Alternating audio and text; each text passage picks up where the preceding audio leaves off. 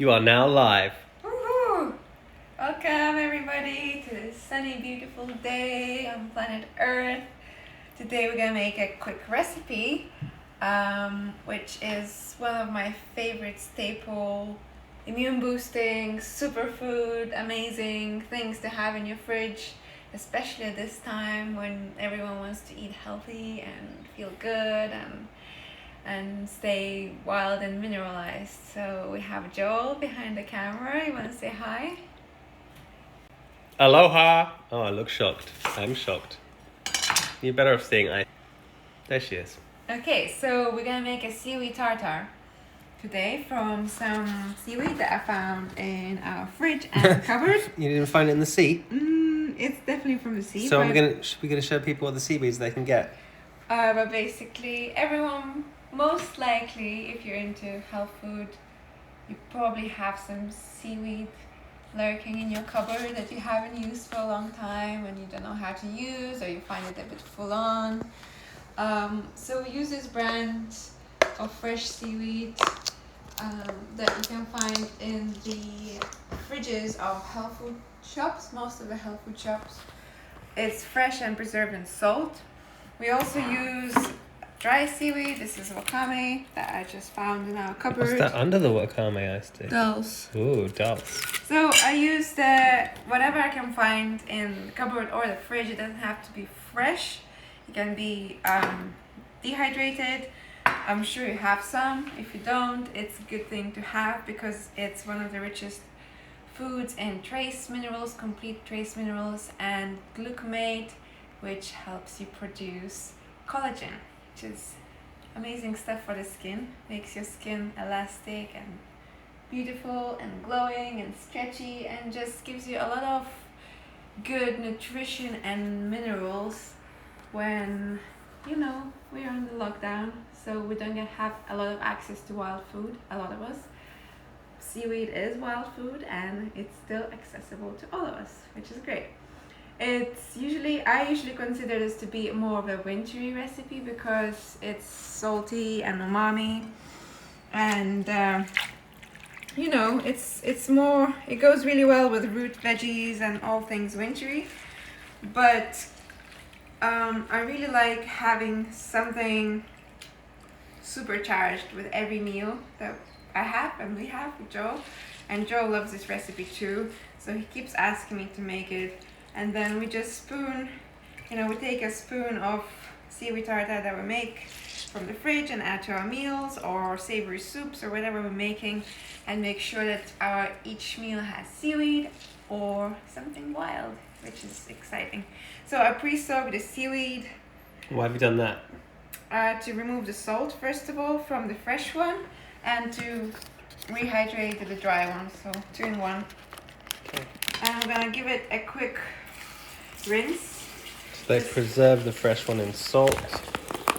Just to make sure it's not too salty. And we soak that off in some good wild water. Yep. Okay, so that's the seaweed. And that's the seaweed water. Maybe that'll go in the garden. Maybe. It's good for the plants. We're gonna start with onion and garlic. So I don't eat garlic right now. So Why don't you eat garlic right now, Esty? Because I don't like it. It's too strong. Oh. So I'm just gonna pretend that I'm gonna add garlic, but I'm not gonna add it. But I'm adding 1 shallot or onion to the food processor. Doesn't have a blade. Have you seen it? Oh. Sometimes we add onion powder, which is a great ingredient to make sure you have in stock if you're eating onions. So this recipe is done in a food processor, but you can do it by hand. I've done it by hand in the past. If you don't have a food processor, you can just chop everything super fine. Another secret ingredient, not so secret, it's part of the seaweed tartare, is gherkins. And we use organic gherkins in brine, making sure that... Naturally fermented and raw. I mean, not everyone has access to organic gherkins in brine. It's not in every shop, but if you do have access, make sure you get the gherkins in brine rather than vinegar Because they're alive. it's so much better for you, and it's not pasteurized. It's raw, it's probiotic, and it's super awesome. So I'm gonna weigh for you. This recipe is also in the book, Which book's that, Ice-T? the Wild book. So I'm gonna use about, let's see, 130 grams of gherkins. Da-da-da. I personally love gherkins. I'm from Lithuania. It's like our national dish. Land of the gherkin. So every time I make something with gherkins, I have to try.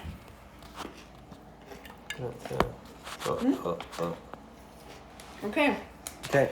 Next ingredient Uh-huh. is wild capers from Lenosa. Mm-hmm. We got these from Casanova and Daughters, little shop in Neal's Yard. But there's lots of brands that have wild capers out there. I think some might even be in some of the supermarkets. They're just preserved in salt, which of course you can rinse off. So Let's have a look put at these little about guys. tablespoon, but I would add more if I had more. The key with this recipe, you can freestyle the quantities of each sour thing, which is both gherkin and caper, depending on your preference, whether you prefer capers or whether you prefer gherkins. You can freestyle the quantities of them. In the end, you need to make sure that the flavor balance is correct. So that's the trick. Hi, Okay. Felicitas. Hi, Katie's Mindful Kitchen. Hello. We're making seaweed tartare today. So we're gonna food process onion, gherkins, and capers first.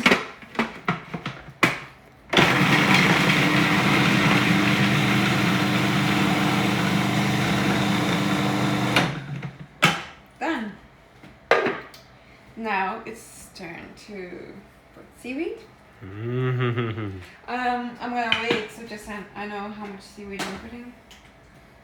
Okay. So this is the soaked, rehydrated.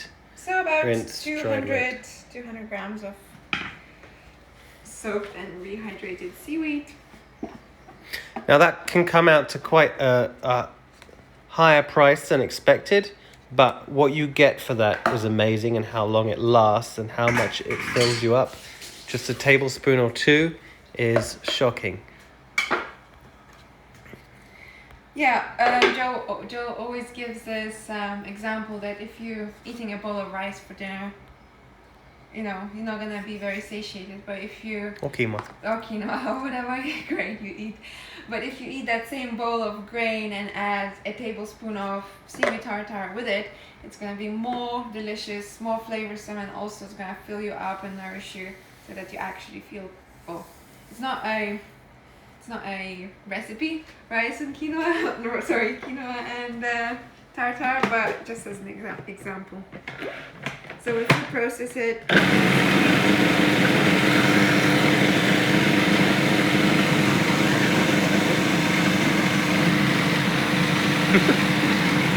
Here. Film inside. where are you going?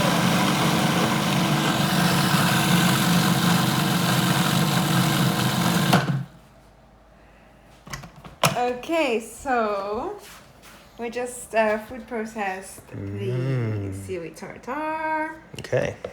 and now I'm gonna In add here, we've also got it on the website, right, Nice Day? Right. If you type in seaweed tartare on the Wild Food Cafe website. Okay, so I'm gonna add half a lemon. We usually use, for like the regular recipe, we use apple cider vinegar, but I've run out and I have lemons. Which is even fresher, Which right? is even fresher, so why not?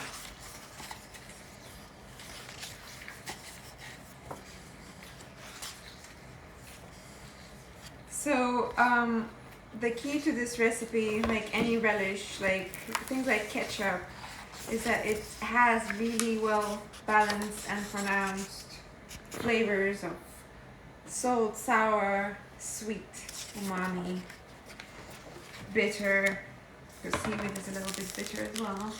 So you got to play with these flavors and really taste how it tastes. We're gonna make two versions.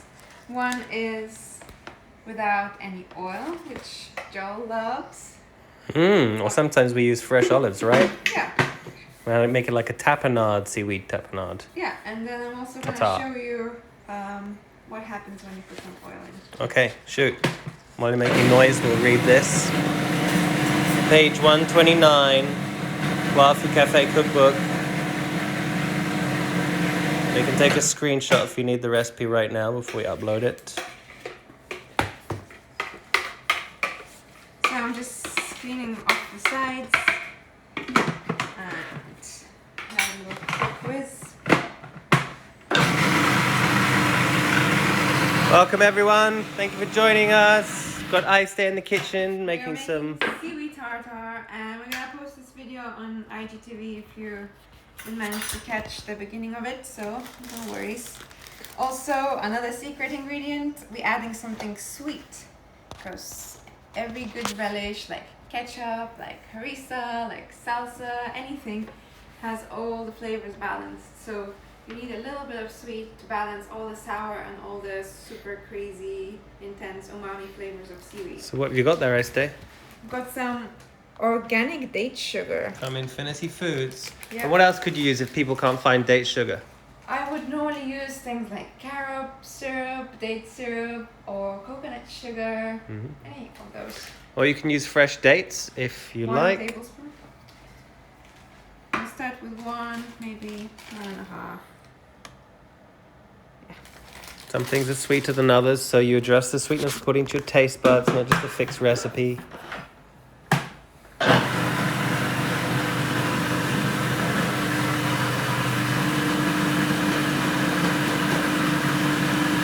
Sing us a song, Ice Day.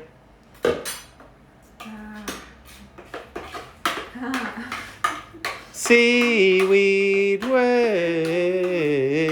Okay, so I'm gonna taste it for the first time to see like how far off I am of the perfect recipe.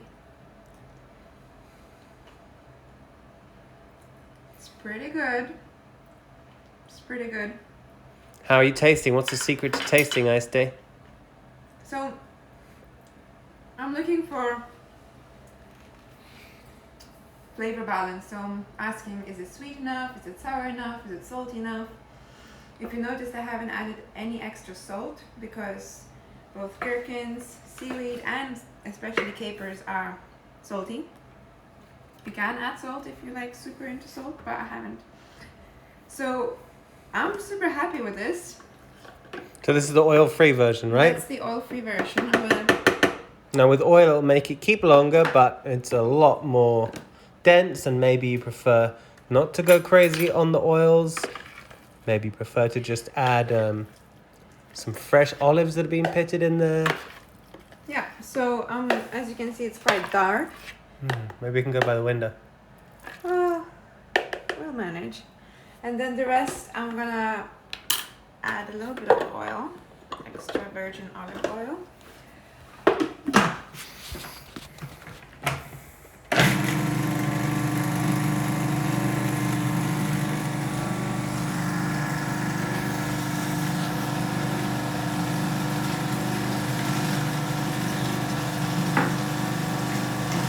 It's not even enough to emulsify. So I'm gonna mix it up a bit. Basically, the idea of adding oil to this recipe is that it emulsifies the seaweed and water-based ingredients with oil-based ingredients, and it lifts it up a little.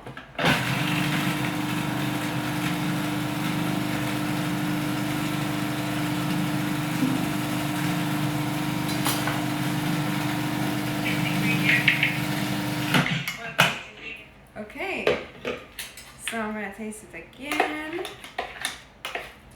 And as I say, this is more of a wintry recipe in my personal books, but considering that we all wanna be super nourished at this time and have an extra kind of superfood in our fridge, this is kind of an all-season staple that we would have in our fridge and add to our dishes to make sure that they're wild and mineral rich. Because why, Joel? Why is seaweed mineral rich? Because it's a wild food and it grows in the ocean, which is one gigantic Mother Earth broth. It is the amniotic fluid of Mother Earth. And all the minerals end up in the sea, in the perfect balance, the perfect ratio. All those trace minerals, up to between 90 and 100 different minerals in the sea. And they all get eaten up by the seaweeds. So remember, 2/3 of our planet is water. 2/3 of our body is water. Life came out of the waters. So let's connect with those oceans. Let's start growing more seaweed. Seaweed agriculture is one of the most massively growing crafts in the world because it will help rebuild the oceans and the sea life and all the fish and stuff that got plundered. And sustainable. I mean, I love seaweed, but I'm not like a super fan that I can eat it every day in every shape and form like Joe does. So I need to have a good recipe to make sure I do eat it. Joel is like a crazy about seaweed, and he can actually eat it in smoothies, in soups, blended with whatever, in salads. It's because I'm part dolphin. I'm a bit more picky, and this recipe works really well for me because I get to eat seaweed in a kind of balanced, flavorsome, delicious way. Okay, any questions? Any questions, anyone? Should we get into the sunlight? Yeah, actually. You got two versions? Can I add like two together next to each other or not? Go on then.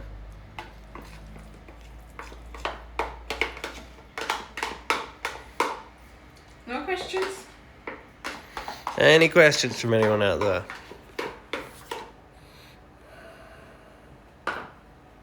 Okay, let's see. Hey, Uz. So that's the seaweed tartare. And that keeps longer than people would guess, right? I mean, it literally keeps... Legally, we're not allowed to say it keeps more than 3 days, but... It keeps for weeks. Months, but weeks. But of course, we don't say that because we're not medical professionals. Hi from Uz. Marisol says probably... I'm sorry, I'm late. Well, we're going to put it on IGTV, this episode. The recipe's in the book, and we're going to follow up with another exciting recipe very, very soon. Are we? Okay. Possibly. We talked about milk. Thank you guys for watching. Okay, we love you loads. Sending you huge hugs. And keep eat making lots of magic. seaweed this Easter. All right. Peace.